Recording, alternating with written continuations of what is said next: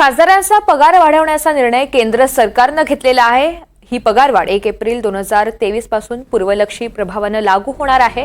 याविषयीचं gadget notification सरकारनं प्रसिद्ध केलंय। पगारवाढीनुसार लोकसभेच्या खासदारांचा पगार दरमहा 1 लाखांवरून दरमहा 1,24,000 रुपये इतका करण्यात आलाय, तर दररोजचा भत्ता 2,000 रुपयांवरून 2,500 रुपये इतका करण्यात आलेला आहे। खासदारांना मिळणारी पेन्शन सुद्धा 25,000वरून 31,000 रुपये इतकी करण्यात आली आहे। रामराजे शिंदे आपल्याला या सगळ्या संदर्भात अधिकची माहिती देणार आहेत। रामराजे, खासदारांचा पगार वाढवण्याचा निर्णय आता केंद्र सरकारनं घेतलेला आहे। या निर्णयाची घोषणा करत असताना नेमकं काय म्हटलं गेलं? केवळ आताचे खासदारच नव्हे तर माजी खासदारांना सुद्धा मोठा दिलासा यामुळे मिळणार आहे, किंवा असं म्हणता येईल की बऱ्यापैकी पेन्शन जी आहे ती मिळणार आहे।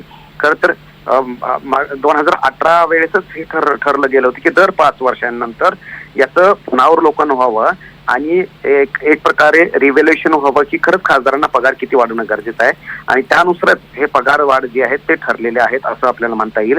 आणि आता 1 लाख रुपये मिळतो खासदारांना, तर आता इथून पुढे 1,24,000 मिळणार आहेत, नंतर की 24,000 रुपये वाढवण्यात आलेले आहे। आणि त्याचबरोबर दैनिक भत्ता सुद्धा 2,000वरून 2,500 करण्यात आलेलं आहे। माजी खासदारांचं पेन्शन हे 25,000 होतं, तर ते 31,000 रुपये करण्यात आलेलं आहे। म्हणजेच की माजी खासदारांच्या पेन्शन मध्ये 6,000 रुपयांनी वाढ करण्यात आलेली आहे। तर 5 वर्षापेक्षा जास्त काळ जे खासदार राहिलेले आहेत त्यांना सुद्धा 2,000वरून 2,500 रुपये त्यांचं पेन्शन जे ती करण्यात आलेले आहे।